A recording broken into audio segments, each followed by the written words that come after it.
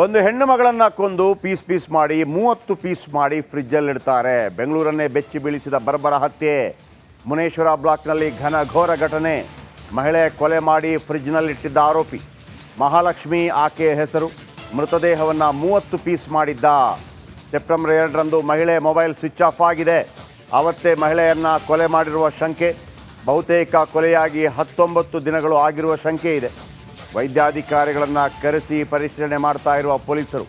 ವೈಯಾಲಿ ಕಾವಲ್ನಲ್ಲಿರುವ ಮುನೇಶ್ವರ ಬ್ಲಾಕ್ನಲ್ಲಿ ಈ ಘಟನೆ. ಆ ಹೆಣ್ಣುಮಗಳ ಹೆಸರು ಮಹಾಲಕ್ಷ್ಮಿ. ಯಾರು ಏನು ಎನ್ನುವುದರ ಬಗ್ಗೆ ನೋಡಿ, ಎಲ್ಲ ಪೊಲೀಸರು ಅಲ್ಲಿ ರೆಡಿ ಇದ್ದಾರೆ. ವೈಯಾಲಿ ಕಾವಲ್ ಶೇಷಾದ್ರಿಪುರಂ ಹತ್ತಿರ ವೈಯಾಲಿ ಕಾವಲ್ ಬರುತ್ತೆ. ಕೊಲೆಯಾದ ಮಹಾಲಕ್ಷ್ಮಿ ಕರ್ನಾಟಕದವರಲ್ಲ, ಮೂಲತಃ ತ್ರಿಪುರಾ ಮೂಲದವಳು. ಅಂದರೆ ನಿಮ್ಮ ನಾರ್ದನ್ ಈಸ್ಟ್ ಇದೆಯಲ್ಲ, ಈಶಾನ್ಯ ರಾಜ್ಯದ ತ್ರಿಪುರಾದವರು. ಇವರು ಮಲ್ಲೇಶ್ವರಂ ಮಾಲ್ನಲ್ಲಿ ಕೆಲಸ ಮಾಡ್ತಾಯಿದ್ರು. ಮಹಿಳೆಗೆ ಮದುವೆ ಆಗಿದ್ದು 4 ವರ್ಷದ ಮಗು ಕೂಡ ಇದೆ. ಇವರ ಪತಿಯ ಹೆಸರು ಹುಕ್ಕುಂ ಸಿಂಗ್ರಾಣ. ಇವರು ಮೂಲತಃ ನೇಪಾಳದವರು. 4 ತಿಂಗಳ ಹಿಂದೆ ಮಹಾಲಕ್ಷ್ಮಿ ಇಲ್ಲಿಗೆ ಬಂದಿದ್ದರು, ಬಾಡಿಗೆಗೆ ಬಂದಿದ್ದರು. ಒಬ್ಬರೇ ಇರ್ತಾಯಿದ್ರು, ಯಾರ ಹತ್ರನೂ ಮಾತಾಡ್ತಾ ಇರಲಿಲ್ಲ. ಆದರೆ ಯಾರು ಅಲ್ಲಿಗೆ ಬಂದ?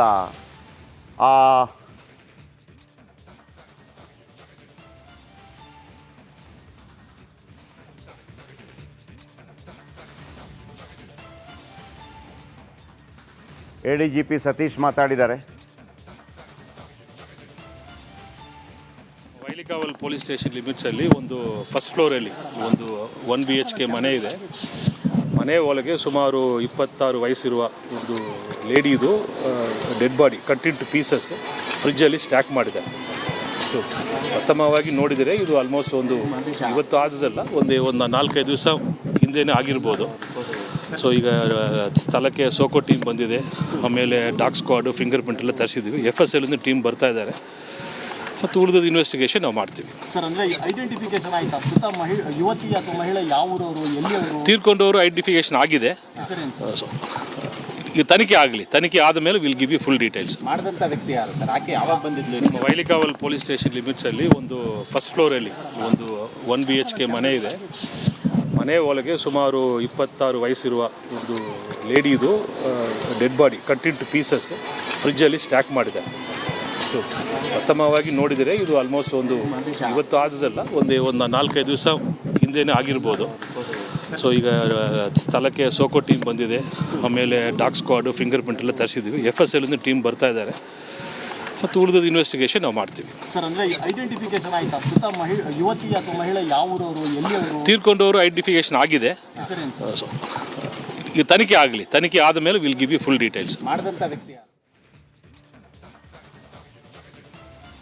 ಇದೀಗ ಮಹಾಲಕ್ಷ್ಮಿ ತ್ರಿಪುರಾ ಮೂಲದವಳು ನೋಡಿ, ಇವರೇ ಈ ಹೆಣ್ಣು ಮಗಳು. 4 ತಿಂಗಳ ಮಗು ಇದೆ ಈ ಹೆಣ್ಣು ಮಗಳಿಗೆ. ಮುನೇಶ್ವರ ಬ್ಲಾಕ್ಗೆ 4 ತಿಂಗಳ ಹಿಂದೆ ಬಂದಿದ್ರಂತೆ. 4 ತಿಂಗಳ ಹಿಂದೆ ಬಂದಿದ್ದರು. ಸೊ ಕೊಲೆಯಾಗಿ 19 ದಿನಗಳು ಆಗಿರುವ ಶಂಕೆ ಇದೆ. ವೈದ್ಯಾಧಿಕಾರಿಗಳನ್ನು ಕರೆಸಿ ಪರಿಶೀಲನೆ ಮಾಡ್ತಾ ಇದ್ದಾರೆ ಪೊಲೀಸರು. ನೋಡಿ, ಇಲ್ಲೇ ವೈಯಾಲಿ ಕಾವಲ್ ಶ್ರದ್ಧಾ ವಾಕರ್. ಈ ಹಿಂದೆ ಶ್ರದ್ಧಾ ವಾಕರ್ ಅಂತೇಳಿ ಒಂದು ಹೆಣ್ಣು ಮಗಳನ್ನು ಇದೇ ಥರ ಫ್ರಿಜ್ಜಲ್ಲಿ ಕೊಲೆ ಮಾಡಿ ಫ್ರಿಜ್ಜಲ್ಲಿ ಪೀಸ್ ಮಾಡಿ ಇಟ್ಟಿದ್ರು. ಮಲ್ಲೇಶ್ವರದ ಮಾಲ್ನಲ್ಲಿ ಕೆಲಸ ಮಾಡ್ತಾ ಇದ್ರಂತೆ. ಯಾವುದೋ ಮಾಲ್, ಮೇ ಬಿ ಬೇರೆ ಮಾಲ್ ಇರ್ಬೋದು, ನಮಗೆ ಸಂಬಂಧ ಇಲ್ಲ. ಮಹಿಳೆಗೆ ಮದುವೆ ಆಗಿದೆ, 4 ವರ್ಷದ ಮಗುವಿದೆ, ತ್ರಿಪುರಾದವರು. ಆಮೇಲೆ ಇವರ ಗಂಡ ನೇಪಾಳ ಮೂಲದವರು. ಶ್ರದ್ಧಾ ವಾಕರ್ ಕೂಡ ಅದು ಬೇಕಿದ್ರೆ ನಾನು 9 ಗಂಟೆಗೆ ನಿಮ್ಗೆ ಹೇಳ್ತೀನಿ, ಶ್ರದ್ಧಾ ವಾಕರ್ ಮಾದರಿ ಅಂದರೆ ಏನು ಅಂತೇಳಿ. ಫ್ರಿಜ್ಜಲ್ಲಿ ಪೀಸ್ ಮಾಡಿಡೋದು ಅದಾಗಿತ್ತು. ಆಮೇಲೆ ನಮ್ಮಲ್ಲಿ ಇಂಡಿಯಾದಲ್ಲಿ ಇಂಥದ್ದು ಅನೇಕ ಆಗಿದೆ. ಇನ್ನೊಂದು ತಂದೂರಿ ಕೊಲೆ, ಅಂದರೆ ಪೀಸ್ ಮಾಡಿ ತಂದೂರಿಯಲ್ಲಿ ಸುಟ್ಟಾಕೋದು. ಎಲ್ಲ ಗಾಬರಿ ಬಿದ್ದಿದ್ದಾರೆ. ಕೊಲೆ ಆಗುತ್ತೆ ನಿಜ, ಅದಕ್ಕಿಂತ ಹೆಚ್ಚಾಗಿ ಮತ್ತೆ ಪೀಸ್ ಮಾಡೋದಂದ್ರೇನು? ನೀವು ಇತ್ತೀಚೆಗೆ ಶಾಕಾಹಾರಿ ಅಂತ ಒಂದು ಕನ್ನಡ ಪಿಕ್ಚರ್ ನೋಡಿದ್ರೆಲ್ಲೋ ಗೊತ್ತಿಲ್ಲ, ಅದರಲ್ಲೂ ಹಂಗೆ ಇದೆ. ಕೊಲೆ ಮಾಡಿದ ನಂತರ ಪೀಸ್ ಮಾಡೋದು, ಪೀಸ್ ಮಾಡಿದ ನಂತರ ಒಂದೊಂದೇ ಪೀಸನ್ನು ಸುಟ್ಟಾಕೋದು. ಓಕೆ, ಮಾದೇಶ ನಮ್ಮ ರಿಪೋರ್ಟರ್ ಅಲ್ಲಿ ಸ್ಥಳೀಯರನ್ನೆಲ್ಲ ಮಾತಾಡಿಸಿದ್ದಾರೆ, ಕೇಳಿಸ್ಕೊಳ್ಳಿ. ಬೆಂಗಳೂರಿನಲ್ಲಿ ಆದಂತಹ ಬ್ರೂಟಲ್ ಮರ್ಡರ್ ಇಡೀ ಏರಿಯಾದ ಜನರನ್ನು ಶಾಕಿಂಗ್ಗೊಳಿಸಿದೆ. ಅಂದರೆ ಕೊಲೆ ಮಾಡಿ ಒಂದಷ್ಟು ದಿನಗಳಾದರೂ ಕೂಡ ಇಲ್ಲಿರುವಂಥ ಯಾರಿಗೂ ಕೂಡ ಗೊತ್ತಿರಲಿಲ್ಲ. ಆದರೆ ಈ ಒಂದು ವಿಚಾರಕ್ಕೆ ಸಂಬಂಧಪಟ್ಟಂತೆ ಆ ಒಂದು ಕೊಲೆಯಾದಂತಹ ಮಹಿಳೆ ಏನು ಮಾಡ್ತಿದ್ದಳು, ಜೊತೆಗೆ ಇಲ್ಲಿರುವಂಥ ಆಕೆಯನ್ನು ಕೊಲೆ ಮಾಡಿದ್ದ ಹಂತಕ್ಕೆ ಯಾರು ಅನ್ನೋದಕ್ಕೆ ಸಂಬಂಧಪಟ್ಟಂತೆ ಈಗಾಗಲೇ ಪೊಲೀಸರು ತನಿಖೆಯನ್ನು ನಡೆಸುವಂಥ ಕೆಲಸನ ಮಾಡ್ತಿದ್ದಾರೆ. ಸದ್ಯಕ್ಕೆ ಸ್ಥಳೀಯರೊಬ್ಬರು ಇದ್ದಾರೆ, ಈ ಒಂದು ಘಟನೆಗೆ ಸಂಬಂಧಪಟ್ಟಂತೆ ಮಾತನಾಡಿಸ್ತಾ ಹೋಗ್ತೀನಿ. ಸರ್, ಈಗಾಗಲೇ ಇಂಥ ಒಂದು ಘಟನೆ ಈ ಒಂದು ನಿಮ್ಮ ಏರಿಯಾದಲ್ಲಿ ನಡೆದಿದೆ. ಈಗಾಗಲೇ ಇದೇ ಫಸ್ಟ್ ಟೈಮ್, ಅಂದರೆ ಇಷ್ಟು ದಿನ ಆದರೂ ಕೂಡ ಯಾರಿಗೂ ಗೊತ್ತಾಗಿಲ್ವಾ ಅಂತ? ಇಲ್ಲ, ನಮಗೆ ಇವತ್ತು ಗೊತ್ತಾಗಿದೆ. ಅವ್ರ ಮನೆಯವ್ರು ಬಂದಿದೆ, ಮಧ್ಯಾಹ್ನ ಊಟ ಮಾಡ್ಬಿಟ್ಟು ಇಲ್ಲಿ ಕೂತಿದ್ದೆ. ಅವ್ರ ಮನೆಯವ್ರು ಬಂದರು, ಮೇಲೆ ಅವ್ರ ಮಗಳು ಮನೆ ಅದೊಂದು ಗೊತ್ತಿರಲಿಲ್ಲ, ಮೇಲೆ ಹೋದರು, ಬಡ್ಕೊಂಡ್ರು. ಏನಂತ ನೋಡಿದೆ, ಈ ಥರ ನಮ್ಮ ಮಗಳನ್ನ ಯಾರೋ ಕತ್ತರಿಸ್ಬಿಟ್ಟವ್ರೆ ಅಂತ ಹೇಳಿದ್ರು. 112 ಫೋನ್ ಮಾಡಿದೆ. ಪೊಲೀಸರು ಒಂದು 20 ನಿಮಿಷಕ್ಕೆ ಪೊಲೀಸರು ಬಂದ್ಬಿಟ್ರು. ಪೊಲೀಸರು ಬಂದಿದ್ದೆ, ಪೊಲೀಸರು ಇನ್ವೆಸ್ಟಿಗೇಷನ್ ಅವ್ರು ನಡೆಸ್ತಾರೆ. ನೀವು ನೋಡಿದ್ರೆ ಹೇಗಿತ್ತು? ನೋಡಿಲ್ಲ, ನಾವು ಒಳಗಡೆ ಹೋಗಿ ನೋಡಿಲ್ಲ.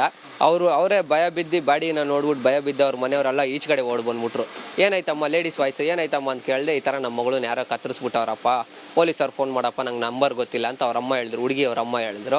112 ಫೋನ್ ಮಾಡ್ಬಿಟ್ಟು ಇಮಿಡಿಯೇಟ್ ಪೊಲೀಸರು ಕರೆಸ್ಬಿಟ್ಟೆ ನಾನು. ಸರ್, ಆ ಹುಡುಗಿ ಯಾರು ಮತ್ತೆ ಏನು ಮಾಡ್ತಿದ್ರು ಅಂತ? ಸರ್, ಹುಡುಗಿ ಬಂದ್ಬಿಟ್ಟು ಇಲ್ಲಿ ಮಲ್ಲೇಶ್ವರಂ ಬ್ಯಾನ್ ಫ್ಯಾಕ್ಟ್ರಿಲಿ ಕೆಲಸ ಮಾಡ್ತಾಯಿದ್ರು. ಬೆಳಗ್ಗೆ 10:30 ಹೋದ್ರೆ ಸಾಯಂಕಾಲ 10:00 ಬರೋರು. ಅವ್ರಿಗೆ ಮದುವೆ ಆಗಿದೆ, ಒಂದು ಹೆಣ್ಣು ಮಗು ಇದೆ. ಗಂಡ ಮತ್ತು ಮಗಳು ನೆಲಮಂಗಲಲ್ಲಿರೋದು. ಇವ್ರ ಗಂಡನ ಜೊತೆ ಜಗಳ ಮಾಡ್ಕೊಂಬಂದು ಇಲ್ಲಿ 6 ತಿಂಗಳಾಯಿತು ಮನೆ ಬಾಡಿಗೆಗೆ ತೊಗೊಂಡು ಒಬ್ಬರೇ ವಾಸ ಮಾಡ್ತಾಯಿದ್ರು ಮನೆಯಲ್ಲಿ. ಸರಿ, ಮತ್ತೆ ಒಂದು ಹುಡುಗ ಅವಾಗ ಬಂದು ಹೋಗ್ತಿದ್ನ ಅನ್ನೋಂಥ ಮಾಹಿತಿ ಇತ್ತು. ಅದು ನಮ್ಮ ಮಾಹಿತಿ ಇಲ್ಲ, ನಾವು ನೋಡಿಲ್ಲ. ನೋಡಿದರೆ ಹೇಳ್ತಾ ಇದ್ದೆ, ಯಾರಂತ ಗೊತ್ತಿಲ್ಲ. ಹಂಗೆ ಬೇರೆ ಏನಾದರೂ ಜಗಳಗಳು ಆ ರೀತಿಯಾದಂಥ ಏನಾದರೂ ಆಗ್ತಿತ್ತಾ ಅಥವಾ ಯಾರಾದರೂ ಬಂದು? ಇಲ್ಲ, ಹುಡುಗಿ ಬೆಳಗ್ಗೆ ಬಂದರೆ ಸಾಯಂಕಾಲನೇ ಹೋಗ್ತಾ ಇದ್ದು. ಬೆಳಗ್ಗೆ 10:00 ಹೋಗ್ಬಿಟ್ರೆ ಸಾಯಂಕಾಲ 10:00 ಬ್ಯಾನ್ ಫ್ಯಾಕ್ಟ್ರಿ ಕ್ಲೋಸ್ ಮಾಡೋ ಮೇಲೆ ಹುಡುಗಿ ಬರ್ತಾ ಇದ್ದು. ಹೇಗಿದ್ರು ಅವರು ಓಡಾಡ್ತಿರೋದು? ಓಕೆ, ಹೆಂಗೆ ಅನಿಸ್ತಿತ್ತು? ಇಲ್ಲ, ಅವ್ರ ಪಾಡಿಗೆ ಅವ್ರು ಕೆಲ್ಸಕ್ಕೆ ಹೋಗೋರು, ಅವ್ರ ಪಾಡಿಗೆ ಅವ್ರು ಬರೋರು. ಯಾರು ವಿಷಯಕ್ಕೆ ಹೋಗಲ್ಲ, ಯಾರ ಹತ್ರನೂ ಮಾತಾಡ್ಸೋದು ಇಲ್ಲ. ಅವ್ರ ಪಾಡಿಗೆ ಅವ್ರು ಹೋಗ್ಬಿಡೋರು. ಯಾರೊಬ್ಬ ವ್ಯಕ್ತಿ ಬರ್ತಿದ್ದ, ಡ್ರಾಪ್ ಮಾಡ್ತಿದ್ದ ಅನ್ನೋ ಒಂದಷ್ಟು ಮಾಹಿತಿ ಇತ್ತು. ನಾವು ನೋಡ್ತಾ ಇರಲಿಲ್ಲ ಸರ್, ನಾವು ಕೆಲ್ಸಕ್ಕೆ ಹೋಗ್ಬಿಡ್ತಾ ಇದ್ರಿ. ನಾವು ಯಾವತ್ತನ ಒಂದು ದಿವಸ ನೋಡ್ತಾ ಇದ್ರಿ, ಇಲ್ಲಾನೆ ನೋಡ್ತಾ ಇರಲಿಲ್ಲ. ಅವಳಿಗೆ ಅಲ್ಲಿ ಸ್ಮೆಲ್ ಬರ್ತಿತ್ತ ಒಂದು ಮನೆ ಹತ್ರ? ಹೇಗೆ ಸ್ಮೆಲ್ ಬರ್ತಿತ್ತು? ಸ್ಮೆಲ್ ಹುಳುಗಳೆಲ್ಲ ಇತ್ತು ಅಥವಾ ಏನು ಹೆಂಗಿತ್ತು ಒಂದು ಕ್ರೈಮ್? ಮನೆ ಒಳಗಡೆ ಸ್ಮೆಲ್ ಬರ್ತಿತ್ತು. ನಮ್ಗೆ ರೋಡಲ್ಲಿ ನಿಂತಿದ್ರೆ ನಮ್ಗೆ ಸ್ಮೆಲ್ ಗೊತ್ತಾಗ್ತಾ ಇರಲಿಲ್ಲ. ಅಕ್ಕಪಕ್ಕ ಮನೆಯವರು ಹೇಳೋರು ಸ್ಮೆಲ್ ಬರ್ತೈತೆ ಅಂತ. ಡೌಟಲ್ಲಿ ಇವತ್ತು ಓನರು ಕೀ ಎಲ್ಲ ತೆಗ್ಸಿದಾಗ ಈ ಥರ ಅವರು ಮನೆಯವ್ರಿಗೆ ಗೊತ್ತಾಗಿರೋದು.